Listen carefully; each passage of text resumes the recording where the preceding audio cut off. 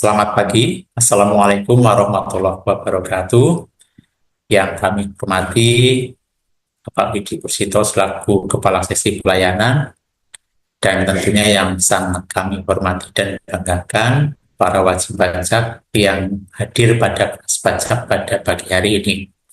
Perkenalkan, saya Untung Riono, penyuluh pajak pada KPP Pratama Jakarta Tanah Abang 2. Tapi wajib pajak, pada pagi hari ini kita akan mengajarkan kelas pajak untuk pengisian SPT PPh orang pribadi S.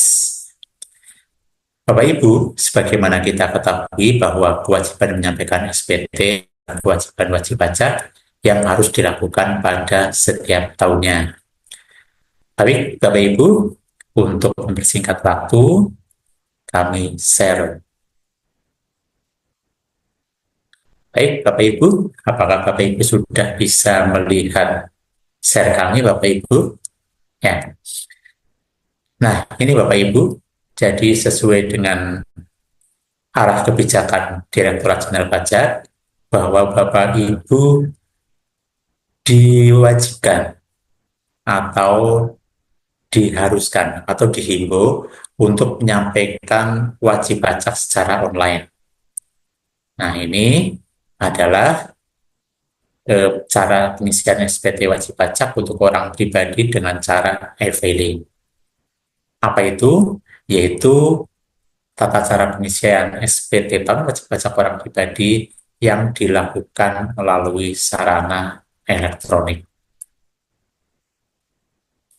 Nah, ini surat pemberitahuan tahunan pajak masukan adalah formulir yang digunakan oleh wajib pajak untuk melaporkan penghitungan dan auto bayaran pajak penghasilan, objek pajak penghasilan, atau yang bukan objek pajak penghasilan, termasuk di dalamnya untuk melaporkan harta dan kewajiban wajib pajak pada suatu tahun tertentu.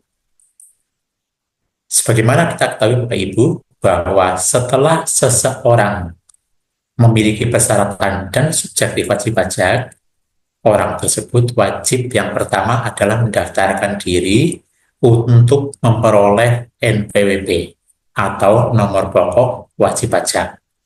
Kemudian, wajib pajak tersebut menghitung pajak yang harus dibayar sesuai dengan kegiatan usaha. Nah, bagaimana kalau Bapak Ibu yang ikut kelas pajak pada pagi hari ini merupakan wajib pajak orang pribadi karyawan? Tentunya nanti atas pajak yang harus dibayar itu sudah dipotong oleh pemberi kerja. Kemudian, kalau wajib pajak yang usaha adalah nanti membayar pajak yang seharusnya terutang, sedangkan untuk karyawan nanti tentunya melalui mekanisme pemotongan atau pemungutan. Dan yang terakhir, wajib pajak melaporkan seluruh penghasilan melalui SPT atau surat pemberitahuan. Nah, ini Bapak Ibu, jadi untuk wajib pajak orang pribadi, jenis formulirnya itu ada 3, yaitu formulir 1770 yang dipergunakan untuk wajib pajak orang pribadi yang mempunyai penghasilan dari usaha atau pekerjaan bebas yang menyelenggarakan pembukuan atau norma penghitungan atau yang memiliki penghasilan lebih dari satu pemberi kerja, yaitu menggunakan formulir 1770. Kemudian dilaporkan juga untuk PPh yang dikenakan PPh bersifat final dan penghasilan lain. Ini nanti bentuknya adalah e-form, ya, bentuknya e-form. Kemudian formulir 1770S dipergunakan oleh siapa? Dipergunakan oleh wajib pajak orang pribadi yang mempunyai penghasilan dari satu atau lebih pemberi kerja. Kemudian yang penghasilannya itu di atas 60 juta rupiah. Kemudian untuk melaporkan penghasilan dalam negeri lainnya atau yang dikenakan PPh bersifat final atau bersifat final.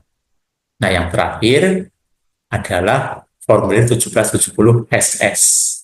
Ini dipergunakan oleh wajib pajak orang pribadi yang mempunyai penghasilan dari pekerjaan, ya, dari pekerjaan sebagai karyawan dengan jumlah penghasilan bruto tidak lebih dari 60 juta rupiah setahun, atau di rata-rata per bulannya adalah 5 juta rupiah. Nah, baik yang formulir 1770S maupun SS, ini nanti ketika wajib pajak masuk ke DJP online, pilihannya adalah pilihan e-filing. Seperti itu. Nah, saya yakin Bapak Ibu sudah beberapa kali lapor SPT, ya. Namun tidak ada salahnya kalau pada kelas pajak pada pagi hari ini kembali kami ingatkan bahwa untuk mengakses akun DJP online melalui halaman www.pajak.go.id, Bapak Ibu wajib ya harus masih ingat kata sandinya. Ya.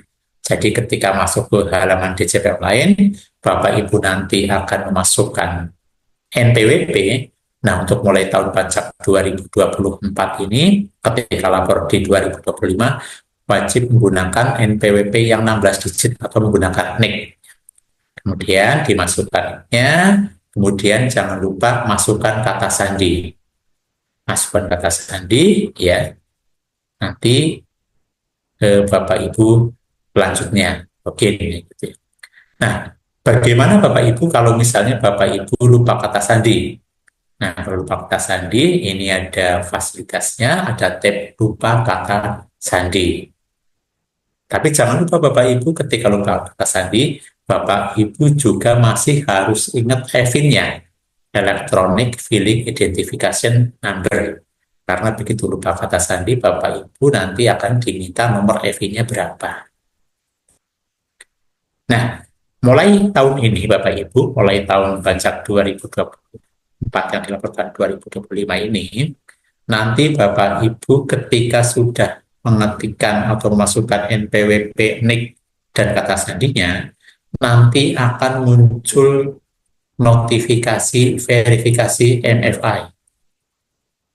Verifikasi autentikator, gunanya apa Bapak Ibu? Gunanya untuk memastikan bahwa yang mengisi SPT atau yang menyampaikan SPT betul-betul merupakan wajib pajak yang namanya tersertifikasi atau namanya terdaftar di DJP lain. Dengan cara apa? Dengan cara memastikan alamat email maupun SMS dari DJP itu masuk ke wajib pajak yang bersangkutan. Jadi Bapak Ibu jangan kaget nanti ketika Bapak Ibu telah memasukkan NIK atau NPWP dan kata sandi, nanti ada pilihan untuk mengirimkan verifikasinya, autentikatornya. Nah, seperti itu Bapak Ibu ya. Kemudian nanti setelah autentikator masuk, nanti Bapak Ibu memasukkan kode verifikasi, kemudian langsung klik. Nah, ini Bapak Ibu, saya yakin Bapak Ibu sudah paham ya, ini adalah landing page-nya, halaman awal dari DJP online, ada 5 tab atau 5 bar, ada informasi, profil, bayar, lapor, dan layanan. Nah, karena kelas pajak pada pagi hari ini mau menyampaikan bagaimana caranya Bapak Ibu menyampaikan SPT atau lapor SPT, maka yang diklik adalah klik tab lapor ini. Bapak Ibu klik tab lapor. Nah, kemudian ada 2 pilihan, e-form dan e-filing. Ya, yang tadi dijelaskan di depan bahwa e-form adalah dipergunakan untuk wajib pajak orang pribadi yang memiliki penghasilan dari usaha atau pekerjaan bebas atau lebih dari 1 hari kerja. Kemudian untuk yang e-filing ini digunakan oleh wajib pajak yang memiliki penghasilan dari pekerjaan atau lebih dari 1 hari kerja. Nah, karena kelas pajak pada pagi hari ini diperuntukkan bagi Bapak Ibu sebagai karyawan yang menggunakan formulir S, maka Bapak Ibu kliknya adalah e-filing. Klik e-filing, ya. Kemudian nanti Bapak Ibu bisa melihat ada 4 tab, ada arsip digunakan untuk melihat arsip-arsip tahun berapa saja Bapak Ibu sudah menyampaikan SPT. Kemudian ada buah, ini digunakan untuk membuat SPT, ada draft, draft SPT ini ketika Bapak Ibu misalnya sudah buat SPT kemudian belum selesai, nanti tersimpan di draft dan menu bantuan. Nah, anggaplah kita bareng-bareng akan membuat SPT, maka Bapak Ibu klik buat SPT. Tab kedua ini Bapak Ibu ya, diklik buat SPT. Nah ini, ya nanti akan ada 3 pertanyaan. Yang pertama, apakah Anda menjalankan usaha kebebasan bebas? Jawabannya tentu tidak. Karena kalau nanti jawabannya iya, berarti nanti diarahkan menggunakan e-form. Seperti itu. Kemudian ada pilihan, apakah Anda seorang suami atau istri yang menyelenggarakan kewajiban perpajakan secara terpisah? Jawabannya tidak. Rata-rata orang Indonesia tidak. Gitu ya. Kemudian pilih apakah penghasilan bruto yang Anda peroleh selama setahun kurang dari 60 juta rupiah? Ini jawabannya tentu tidak, karena kita akan membahas bagaimana cara penyampaian SPT 1770S. Nah, kemudian nanti ada beberapa pilihan nih. Apakah Anda akan menggunakan jenis formulir gitu ya, ataukah misalnya menggunakan dengan panduan gitu ya. Nah, di kelas baca pada pagi hari ini kita akan bareng-bareng akan sama-sama dengan menggunakan bentuk formulir atau yang pertama ini. Klik yang pertama ini dalam bentuk formulir. Nah, selanjutnya apa Bapak Ibu? Nah, ini. Ya. Biasanya Bapak Ibu, nanti kalau misalnya yang sebenarnya, nanti setelah Bapak Ibu klik tahun pajaknya itu, nanti biasanya muncul notifikasi. Notifikasi apa? Bahwa DJP mengidentifikasi adanya bukti potong gitu ya. Apakah Anda akan menggunakan bukti potong tersebut? Nah, gitu ya. Nah, ini isi bagiannya ya, tapi sebelum itu biasanya ya ini isi bagian pajak penghasilan ya. Ini yang paling penting karena nanti diisi dari penghasilan sehubungan dengan pekerjaan yang berasal dari bukti pemotongan. Atau misalnya Bapak Ibu ada penghasilan yang bersifat final ya. Ini nanti bagian A diisi penghasilan yang bersifat final, diisi pilih sumber atau jenis penghasilannya, kemudian dituliskan dasar pengenaan pajaknya atau penghasilan brutonya, kemudian diisi PPh yang terutang, jika sudah benar disimpan.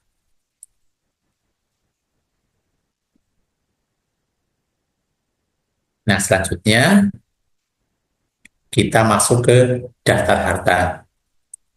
Bapak Ibu, jika pada tahun sebelumnya Bapak Ibu telah menyampaikan SPT dengan jenis 1770S dan telah menyampaikan harta atau mencantumkan harta, nanti Bapak Ibu bisa klik tab yang kiri, harta pada SPT tahun lalu ya. Ini untuk melihat Bapak Ibu melihat tahun kemarin melaporkan harta apa saja, mungkin ada penambahan, ada pengurangan, ada perubahan, atau mungkin ada yang dilepas gitu ya. Nanti Bapak Ibu bisa melihat rincian harta yang telah Bapak Ibu sampaikan pada tahun sebelumnya. Nah, untuk menambahkan Bapak Ibu, untuk menambahkan jika ada harta baru, di sebelah kanan ada tombol atau tab tambah. Ya. Silakan Bapak Ibu klik tab tambah ini, kemudian masukkan jenis hartanya yang masih dimiliki pada tanggal 31 Desember tahun yang bersangkutan. Ya. Jadi sekali lagi yang dilaporkan adalah keadaan harta pada tanggal 31 Desember tahun yang bersangkutan atau pada akhir tahun. Nah, ini setelah dituliskan nama hartanya, nanti pilih kode hartanya. Ya, ini ada drop down list. Nanti Bapak Ibu bisa memilih jenis harta yang sesuai. Kemudian pilih nama hartanya, misalnya sepeda motor itu ya.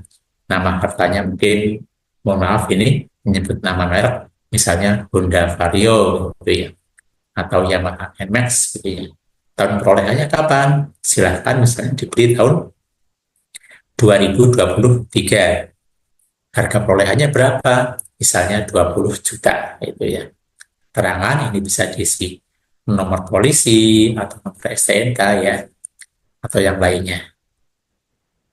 Banyak di antara Bapak Ibu yang kadang-kadang juga bertanya, Pak, kami punya motor tapi motornya masih cicilan. Bagaimana? Ya, tetap wajib dilaporkan. Nanti di hartanya dituliskan nama hartanya, nama motornya itu misalnya. Kemudian jika motor itu misalnya masih hutang, nanti di kolom utang mencantumkan juga utang yang masih tersisa pada akhir tahun. Seperti itu. Ya. Nah, ini kurang lebih nanti akan muncul rincian daftar harganya seperti ini. Di tab paling kiri kode harta, kemudian nama hartanya, tahun perolehannya, kemudian harga perolehan, ya. Kemudian keterangannya ini ya bisa macam-macam ya, sesuai dengan jenis harta yang Bapak Ibu laporkan, ya. Gitu. Dan nanti jika seluruh harta yang Bapak Ibu miliki sudah dilaporkan semua, nanti Bapak Ibu lanjut ke daftar utang. Klik daftar utang.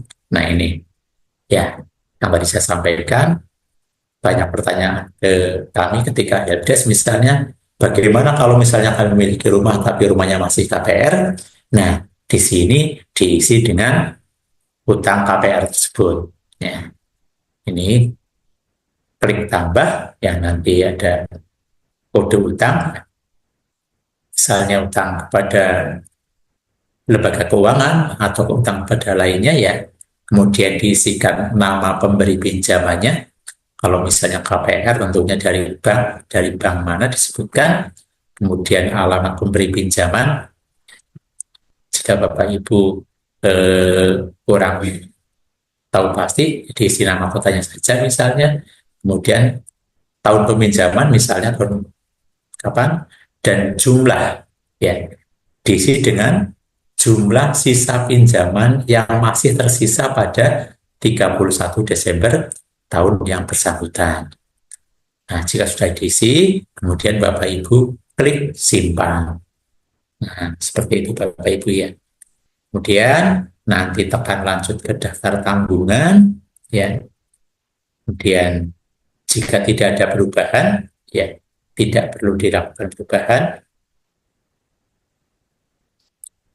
Nah, ini kemudian di lampiran selanjutnya Bapak Ibu menuliskan penghasilan neto dalam negeri lainnya yang tidak termasuk penghasilan yang dikenakan final atau yang bersifat final. Mungkin Bapak Ibu memiliki penghasilan berupa bunga misalnya, penghasilan berupa royalti, sewa, atau yang lainnya. Silakan Bapak Ibu masukkan seperti itu. Nah, kemudian di bagian B, tuliskan penghasilan yang tidak termasuk objek pajak. Ya. Ya. Misalnya Bapak Ibu menerima hibah dari orang tua atau menerima warisan dari orang tua yang sudah meninggal, atau ada penghasilan lainnya yang termasuk dalam definisi penghasilan yang tidak termasuk objek pajak. Nah, termasuk di dalamnya adalah laba anggota untuk perseroan komanditer, seperti itu. Nah, jika tidak ada bagaimana? Jika tidak ada, silakan kosongi, kemudian klik atau lanjut ke bukti potong. Nah, di bukti potong ini sangat krusial sekali Bapak Ibu. Kenapa saya sebutkan sangat krusial?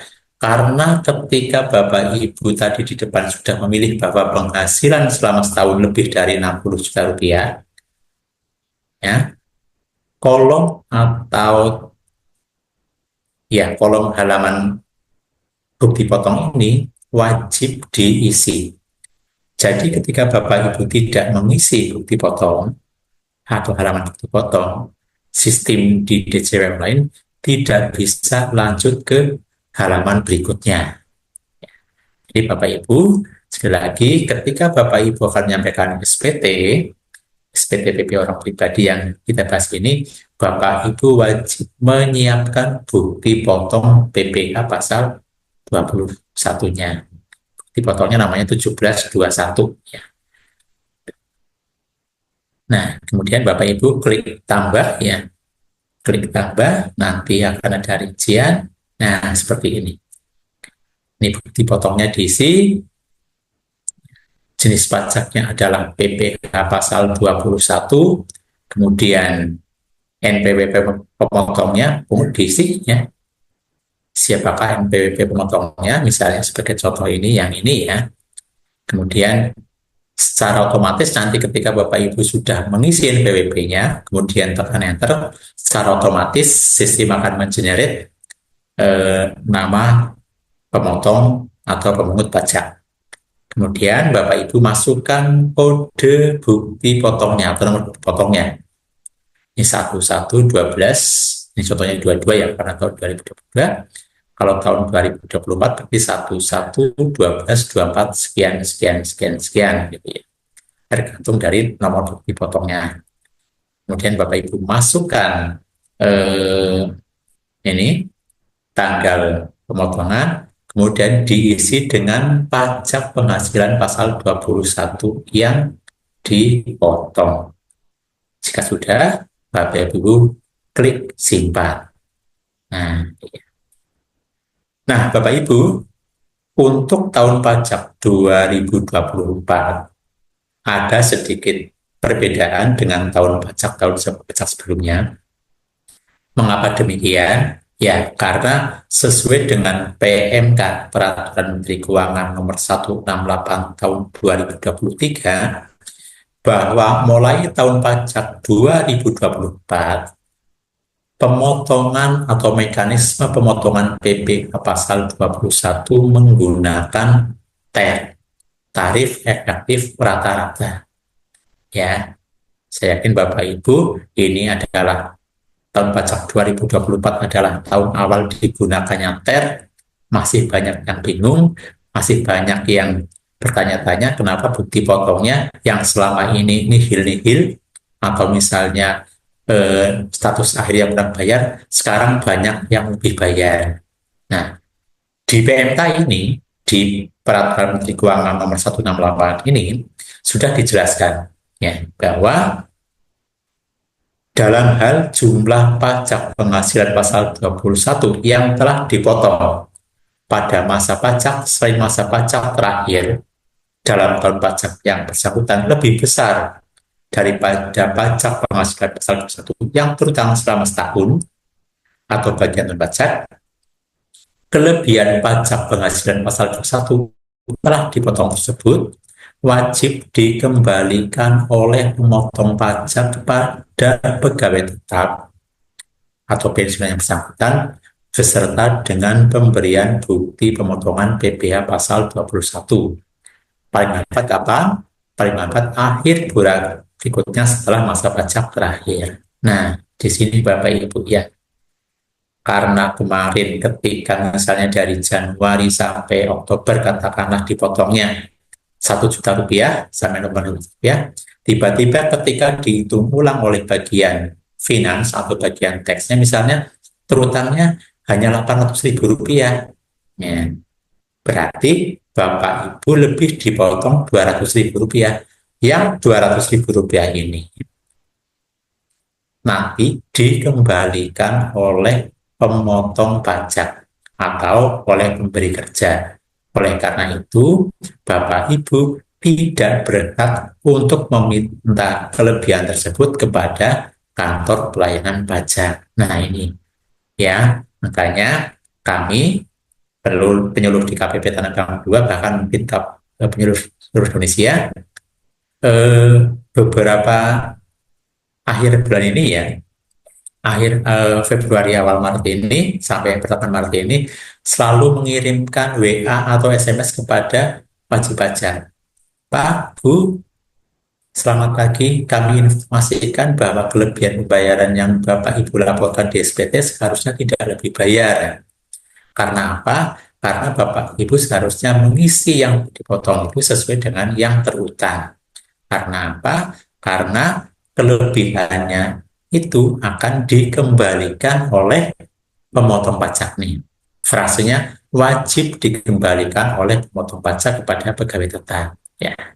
Nah, jadi Bapak Ibu dengan kelas pajak pada pagi hari ini, khususnya wajib pajak yang terdaftar di KPP Pratama Jakarta Tanah Abang 2, mulai saat ini ya, mulai pertengahan Maret ini sampai akhir Maret atau sampai seterusnya nanti, ketika Bapak Ibu mau mengisihkan di bukti potong yang ini, ya, di bukti potong ini, nanti diisikan dengan bukti, mohon maaf, diisikan dengan PPh pasal 21 yang terutang, bukan yang telah dipotong ini. Ya.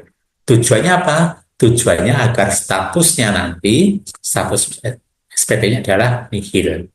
Karena apa? Karena atas kelebihan potongan yang ini nanti akan dikembalikan oleh pemotong pajak atau oleh pemberi kerja. Itu ya Bapak Ibu ya. Nah, mudah-mudahan Bapak Ibu dengan penjelasan saya ini Bapak Ibu jelas bahwa nanti tidak akan ada lagi SPT-SPT yang lebih bayar sepanjang Bapak Ibu hanya memperoleh penghasilan dari satu pemberi kerja itu pekerjaan. Ya. Selanjutnya nanti Bapak Ibu mengisi status ya, apakah kawin atau tidak kawin. Kemudian lanjut ya, ini nanti ya, diisikan dengan penghasilan neto yang diterima atau diperoleh hubungan dengan pekerjaan. Diisinya dari mana? Diisinya dari bukti pemotongan 1721 A1 atau 2 nomor yang 12, baris 12 ini ya. Kemudian lanjut, nah nanti harusnya hasilnya akan nihil ya. Harusnya hasilnya akan nihil. Nah, ini nihil ya Bapak Ibu ya. Nah, setelah hasil nihil ini, nanti Bapak Ibu lanjut ke kolom pernyataan. Dengan menyadari sepenuhnya akan segala akibat hukumnya, kami menyatakan bahwa laporan yang kami buat ini benar, lengkap, dan jelas. Diconteng, kemudian Bapak Ibu klik selanjutnya, ya. Klik selanjutnya, nanti akan ada pengiriman kode verifikasi, apakah menggunakan alamat email, surel, atau menggunakan SMS, ya. Nanti silakan Bapak Ibu pilih yang misalnya menggunakan email, surel, klik, nanti akan masuk ke alamat email Bapak Ibu, kode verifikasi, contohnya B4A1 sekian-sekian, ya. Kemudian setelah Bapak Ibu mengetahui kode verifikasinya, kode verifikasi ini Bapak Ibu copy paste, kemudian dimasukkan ke kirim formulir SPT. Ya, kemudian kirim SPT. Seperti itu. Nah, nanti Bapak Ibu akan menerima yang namanya ini, bukti penerimaan elektronik, sebagai bukti bahwa Bapak Ibu telah menyampaikan SPT orang pribadi misalnya. Nah, baik Bapak Ibu, saya kira itu yang bisa saya sampaikan ya di kelas pajak pada pagi hari ini.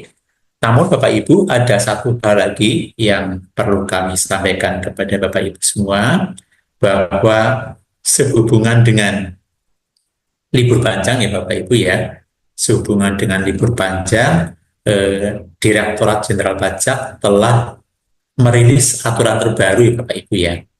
Merilis aturan terbaru yaitu Keputusan Direktur Jenderal Pajak nomor 79 tahun 2025 yang dikeluarkan tanggal 25 Maret 2025. Pada intinya apa Bapak Ibu? Pada intinya menimbang dan sebagainya, bahwa sehubungan dengan perayaan Hari Raya Nyepi dilanjutkan dengan perayaan Idul Fitri dan cuti bersama, maka Direktorat Jenderal Pajak memberikan relaksasi bahwa wajib pajak orang pribadi yang jatuh tempo pembayaran pajak penghasilan pasal 29 tahun 2024 dan penyampaian SPT tahunan tahun pajak 2024 yang sesuai dengan undang-undang adalah 31 Maret tahun 2025, ini direlaksasi, diperpanjang ya sampai dengan jatuh temponya yaitu sampai dengan tanggal 11 April 2025 ya. Jadi setelah Bapak Ibu mudik Lebaran, kemudian masuk bekerja tanggal 8 April 2025, Bapak Ibu masih memiliki waktu 4 hari ya Bapak Ibu. Misalnya Bapak Ibu tidak sempat menyampaikan SPT di tempat liburan Bapak Ibu, bisa menyampaikan SPT sampai dengan tanggal 11 April 2025. Ya, nah, ini informasi terbaru yang perlu kami sampaikan kepada Bapak Ibu wajib pajak, khususnya Bapak Ibu wajib pajak yang terdaftar di KPP Pratama Jakarta Tanah Abang 2. Baik Bapak Ibu, itu yang bisa saya sampaikan. Semoga bermanfaat dan jangan lupa ya untuk menyampaikan SPT. Demikian bisa saya sampaikan. Terima kasih.